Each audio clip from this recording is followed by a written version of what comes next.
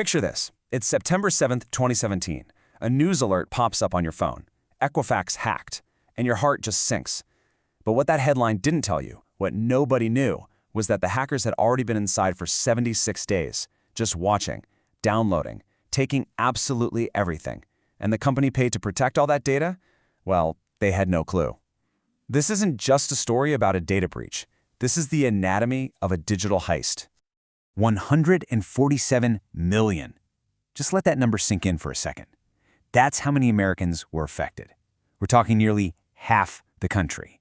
Your name, your birth date, your social security number, your entire financial history, just gone. It was one of the biggest, most catastrophic data breaches in history. But you know, the most terrifying part wasn't just what they took. It's what they did with it next.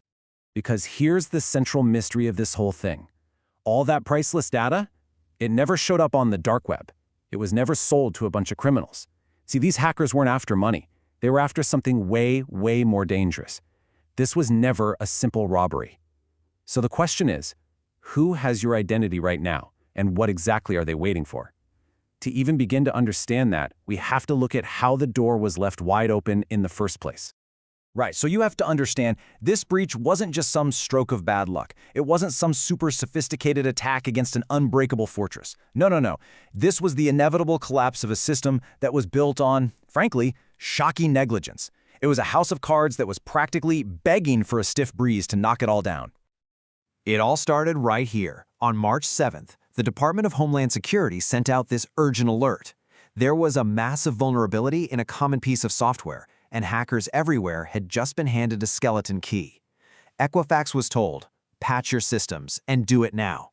An employee ran a scan, patched what they found, and missed one.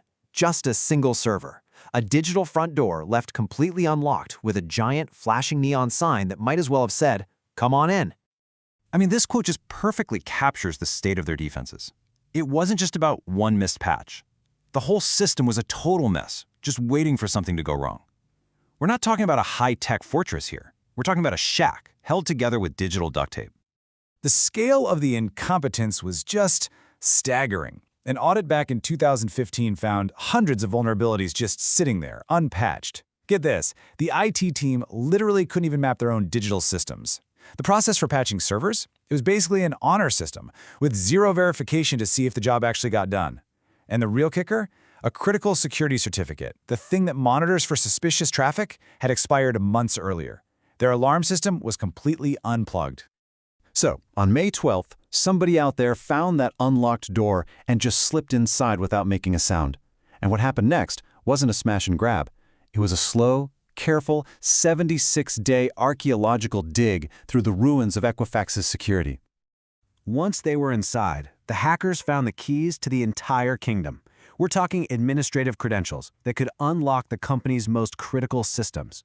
Which brings us to a truly unbelievable, almost laughable question. What do you think the password was? You're not going to believe this. The username was admin, and the password was admin. I'm not kidding. This is the company that holds the keys to whether you can buy a house, get a car loan, or even get a job, and they were using the same password you'd find on a Wi-Fi router from 2003. It would be hilarious if it wasn't so utterly terrifying. With the keys to everything, the hackers became ghosts in the machine. They ran 9,000 separate queries against Equifax's databases. Just think about that number for a second. This wasn't just stealing data, this was strip mining it on an industrial scale. And their process was so methodical, it was brilliant. They'd run a query for data, package up the results into these tiny, innocent-looking files, and then slowly funnel them out through 34 different servers across 20 countries to hide their tracks. Then, they'd wipe the evidence and just do it all over again. For 76 days, this cycle just repeated, completely and totally undetected. The theft was finally discovered. And get this, it was by accident on July 29th. An admin finally renewed that expired security certificate, and his screen basically just exploded with alerts. But the crime itself, that's only half the story. What happened next, inside the halls of Equifax, was a masterclass in corporate incompetence and some seriously suspicious timing. Okay, check out this timeline, because it is wild. Just 2 days after the breach is discovered internally, 3 senior executives sell off nearly $1.8 million of their stock. The company then waits over 5 weeks to tell the public and the 147 million victims that their entire lives are being compromised. Now, the executives claim they didn't know about the breach, the FBI looked into it, but you tell me, what do you think the odds are? And when they finally did go public, their response was a full-blown catastrophe. They set up a help website that looked so much like a phishing scam that security experts warned people away from it. Then their own official Twitter account accidentally sent victims to a real phishing site 8 different times. The free credit monitoring they offered? Oh, it came with an arbitration clause buried deep in the fine print that basically tried to strip victims of their right to sue. Unbelievable. So the public was furious, obviously, and they started looking for someone to blame. And the internet, well, it seized on this one fact. The chief security officer, the person in charge of protecting all this data, had degrees in music composition. Now, to be fair, she also had over a decade of experience in security. But in a crisis this massive, facts like that don't really matter when there's blood in the water. So who was actually held accountable for all this? Well, the CEO, Richard Smith, he retired, and his golden parachute, $90 million. That's nearly $2 for every single person whose data was stolen. He got rich while millions and millions of Americans got robbed. For 2.5 years, the trail just went cold. The stolen data never surfaced. Security experts had their theories, but no one knew for sure who was behind this massive heist. And then, in February of 2020, the Department of Justice dropped an absolute bombshell that changed everything we thought we knew. This was not the work of some criminal hackers in a basement somewhere.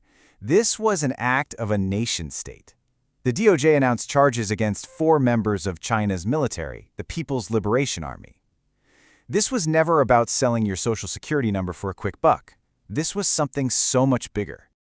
See, the hackers didn't just steal consumer data. They stole Equifax's trade secrets, their database designs, the literal blueprint of America's entire credit system. Let's be really clear about this. This was a state-sponsored intelligence operation. The motive was never profit, it was power. And that one reveal just reframes the entire event, doesn't it? It means that your data, your financial DNA, isn't being traded on the dark web. It's sitting in a foreign intelligence database, waiting. This wasn't just a moment of corporate failure. It was a huge strategic victory for a global superpower. And here's the really scary part. It wasn't an isolated incident. The Equifax breach was the final critical piece of a much larger puzzle.